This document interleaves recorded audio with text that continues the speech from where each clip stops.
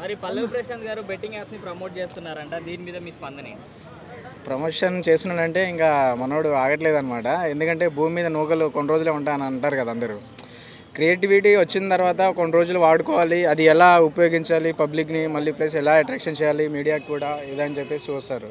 ఇప్పుడు ఏంటంటే నార్మల్గా ఇప్పుడు మనోడు కూడా బెట్టింగ్ యాప్ అందరి లెక్కనే నార్మల్గా ఫ్రేమ్ వచ్చిన తర్వాత ఈ బెట్టింగ్ యాప్లు ఇప్పుడు పబ్లిక్ కోరుకునేది ₹1 సంపాదించుకొని మన ఫ్యామిలీని సేవ్ చేసుకోవడానికి ప్లస్ మనం ఎదగడానికి ఆలోచిస్తారు.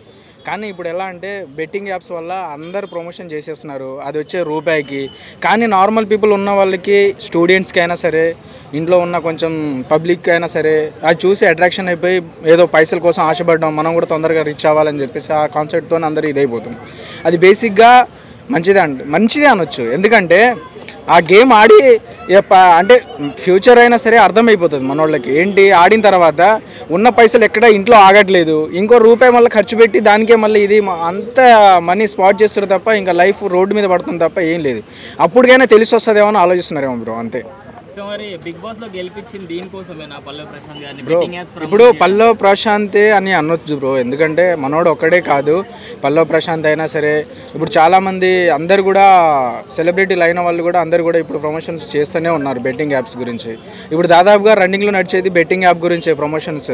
ఆల్రెడీ పైనుంచి సార్ వాళ్ళు కూడా, ఎస్పీ వాళ్ళు, డిఎస్పీ వాళ్ళు కూడా దాని గురించి స్పందన చేసి మాట్లాడుతున్నారు. కేసులు కానీ దాని గురించి ఇప్పుడు ఆల్మోస్ట్ దాని మీదే చర్చ జరుగుతుంది కాబట్టి నేను చెప్తున్నాను.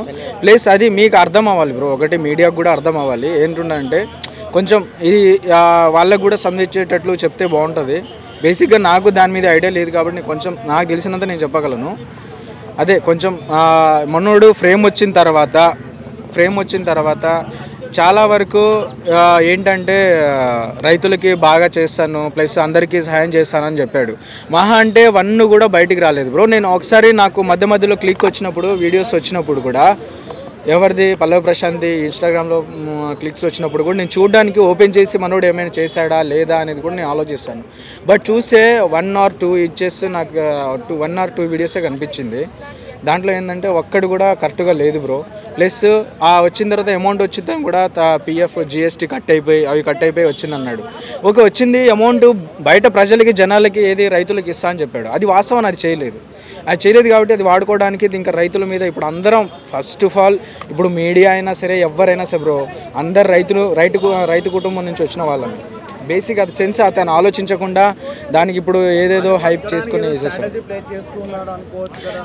బతకడానికంటే మరి రైతు పేరు వాడడం తప్పు కదన్నా. ఇప్పుడు నువ్వు తినే నూకలు మనం దాని మీద ఫుడ్ మీద కూడా అది గలీజ్గా చేస్తే అది ఎంతవరకు పాపం. అది నాకు నిజంగా చెప్తున్నా కదా, నేను మందు తాగానన్నా, సిగరెట్లు కూడా తాగాను. మా ఫ్రెండ్స్కి అడగండి, పక్కనే ఉన్నారు. ఎవడు మా అంత అలవాటు లేదన్న నాకు.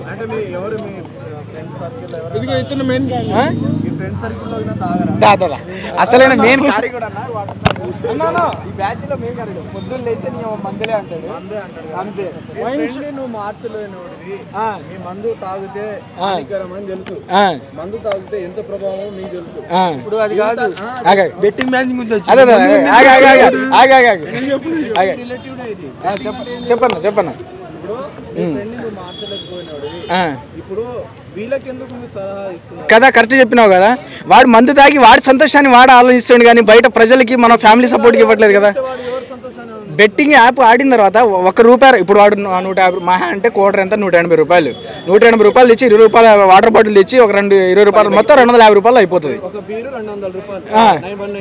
కరెక్ట్.